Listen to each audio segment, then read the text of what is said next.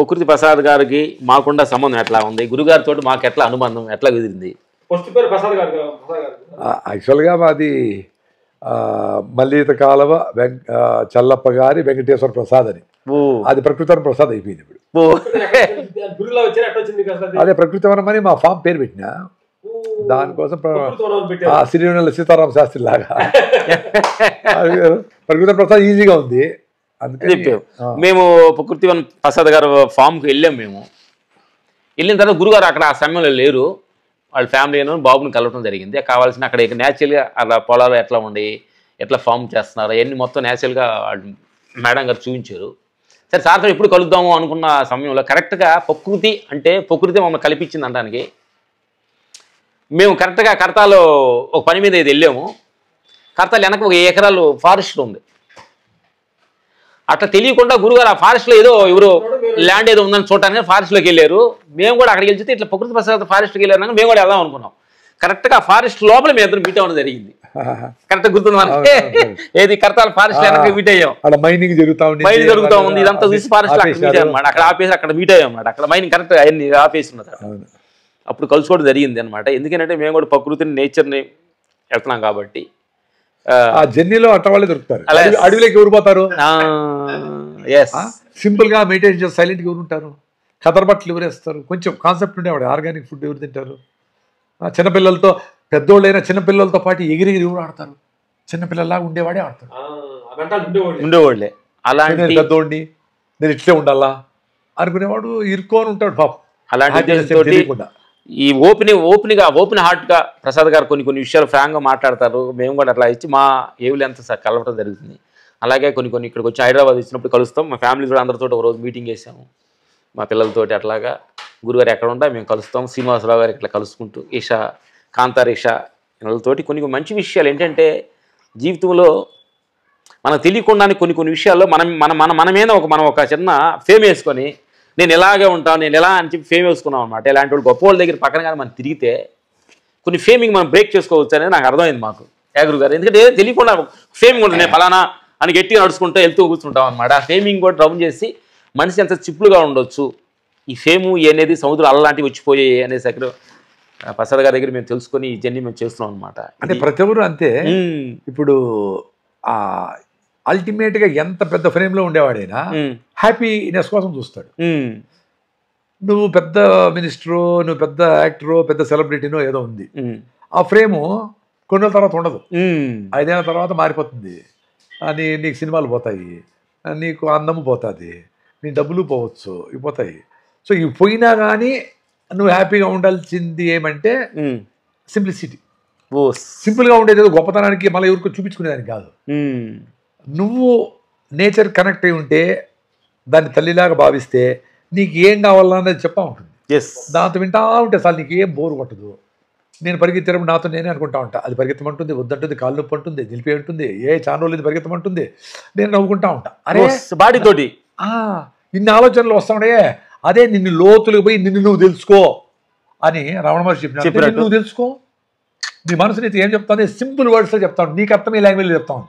ఎవడన్నా చెప్తే రష్యాలో ఇంగ్లీష్లో ఇంకోటిదో పెద్ద కవులు చెప్పింటారు, మనకు అర్థమే చేస్తాయి కదా. అదే నీతో నువ్వు మాట్లాడుకునేది ఈజీగా అర్థమవుతుంది కదా, అట్లా మాట్లాడుకోండి, అర్థం చేసుకోండి ఏం చెప్తా ఉంది.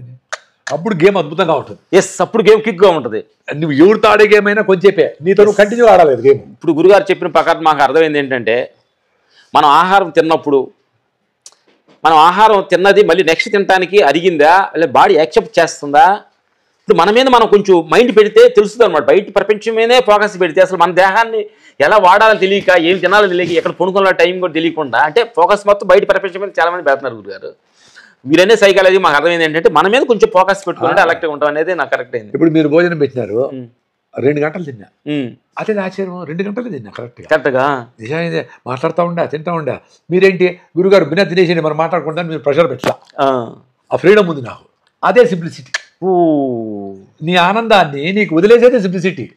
నువ్వు కింద పడుకుంటామంటే నేను వదిలేసేది సింప్లిసిటీ.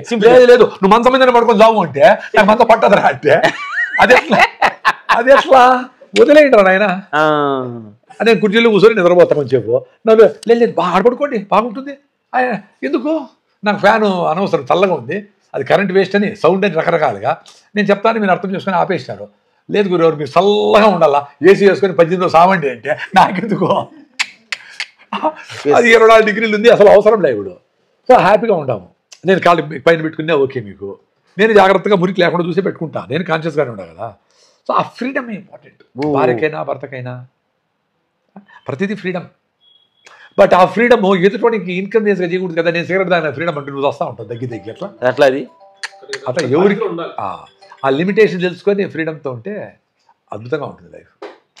అప్పుడు కాన్ఫ్లిక్ట్ ఉండదు.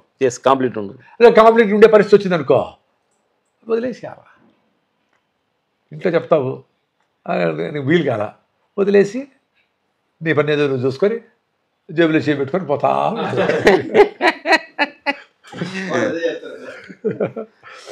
నేను నడిచేటప్పుడు కూడా అబ్బా ఎంత అదృష్టం రానైనా నడవగలుగుతాను, పని ఏం లేదు.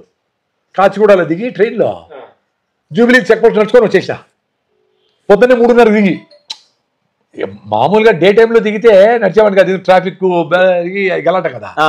ఎంత అద్భుతంగా ఉంది, ఎట్లా ఎంజాయ్ చేసిన. బషీర్బాగ్లో దూరి అటు దూరి జూబిలీ హిల్స్కు ఒక పెట్టా ఒక బ్యాగు వెనకాల అది నడుచుకొని వచ్చేసిన.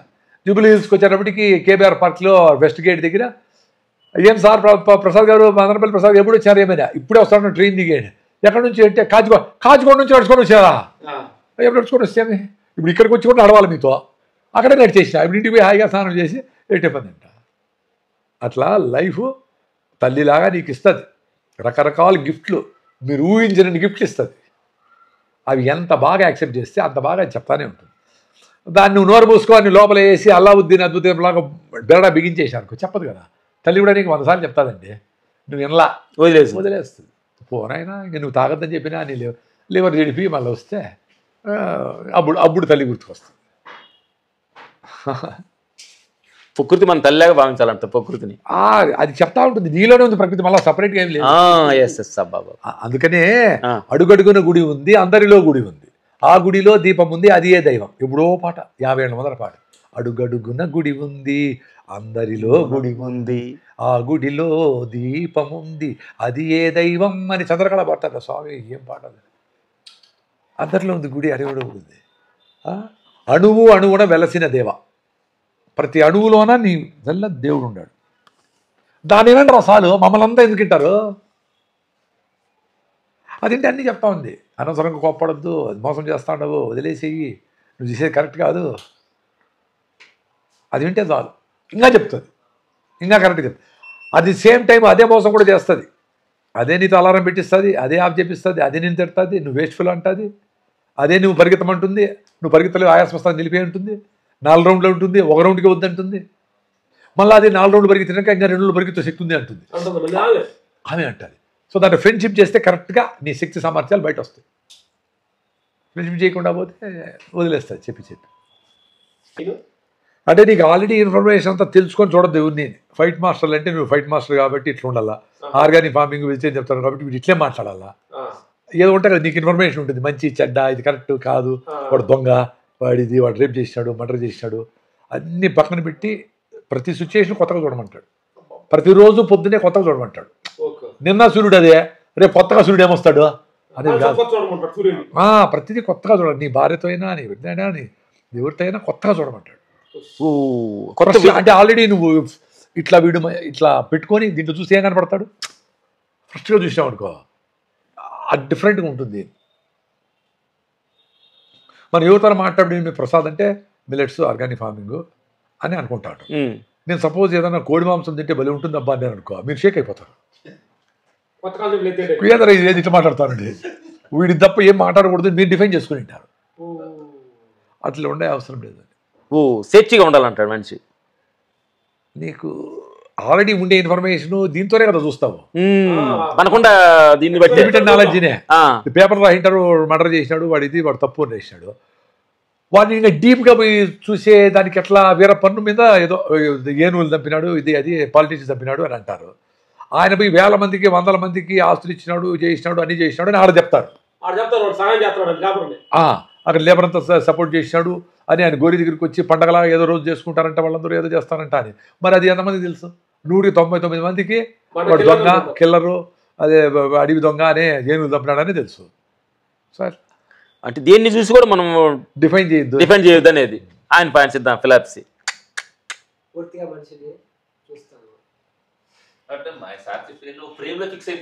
మనం ఫేమింగ్ ఉంటుంది కదా. ఇట్లాగే ప్రసాద్ గారు అంటే నాగజావ గురించి మాట్లాడతారని ఫ్రేమ్ లో ఫిక్స్ అయిపోతాను. వస్తాను నేను, నాకు ఇప్పుడు తెలియదు దీంతో. మీరు రమ్మన్నారు ప్రసాద్ గారు, వచ్చినప్పుడు నాకు మామూలుగా ప్రసాద్ గారు అంటే జస్ట్ ఫుడ్ గురించి చెప్తాడేమో.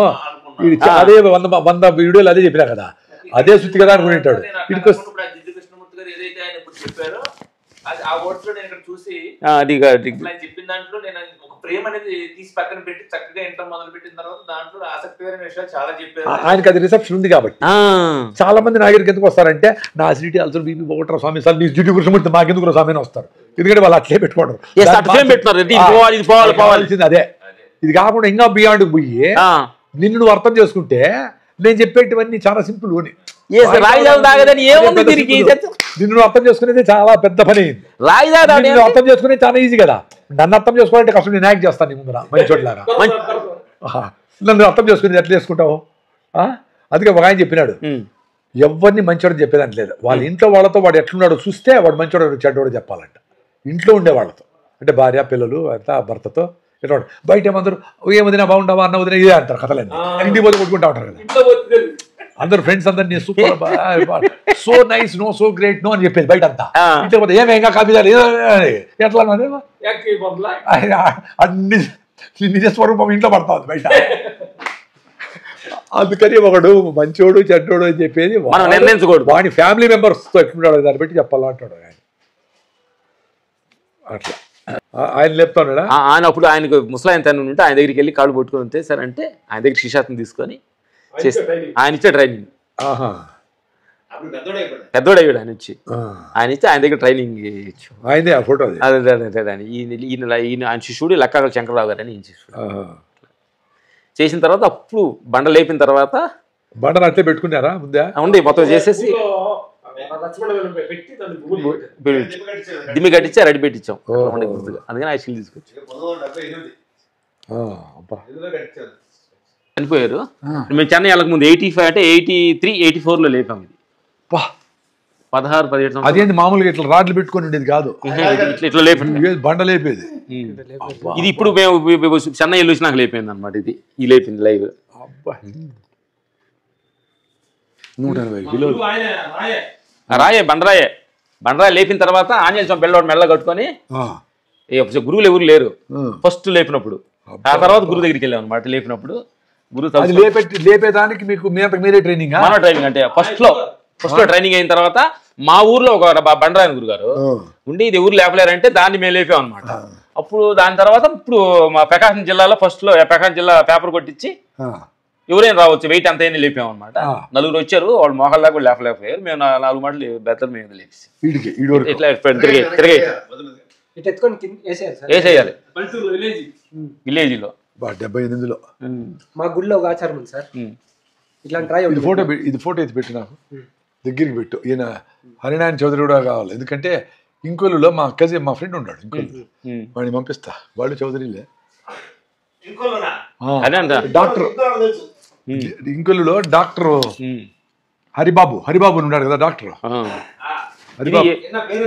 ఈ లాస్ట్ దున్నపోతుల మీద చెన్నై వెళ్ళిపోయేటప్పుడు ఎండ్లో ఇది అన్నగారు మీ అన్న అప్పుడు ఊర్లో లాస్ట్ చెన్నై వెళ్ళిపోయి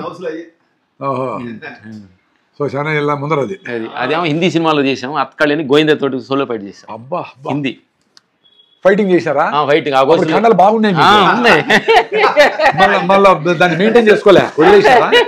మళ్ళీ తర్వాత కండల కోసం పని చేయలే, తగ్గించేసారు ఫుడ్ అంతా. ఇక రజనీకాంత్ తోటి చేసాం ఒలిపాలెం సినిమా. రజనీకాంత్ ఒలిపాలెం సినిమాలో సోలో ఫైట్ చేసాం ఆయన తోటి. సోలో ఫైట్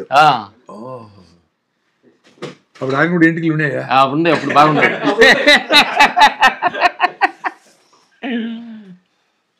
డాన్స్ ఇది రాజు మాస్టర్ గారు మా ఊరు నాన్నగారు నాటకం ఆర్టిస్ట్ అందరూ సన్మానం చేశాం అనమాట ఊర్లో తీసుకెళ్ళి.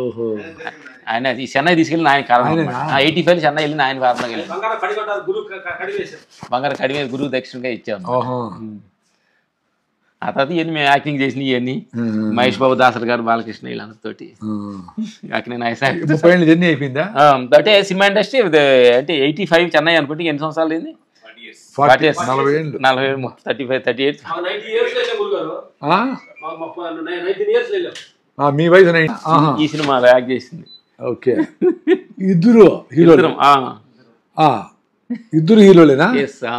లెజెండ్కి మన సీఎం చంద్రబాబు నాయుడు చేతుల మీదుగా లెజెండ్ సినిమాకి లెజెండ్కి నంది అవార్డు అది వచ్చి 6-7 నంది అవార్డ్స్ వచ్చినాయి. 6 వచ్చినాయి. Very good. వైఎస్ఆర్ రాజశేఖర చేతుల మీదుగా ఫస్ట్ నంది అవార్డు తీసుకున్నాం. అవార్డు లేదు. కూర్చోండి గురుగారు, కూర్చోండి. రండి. అచ్చా.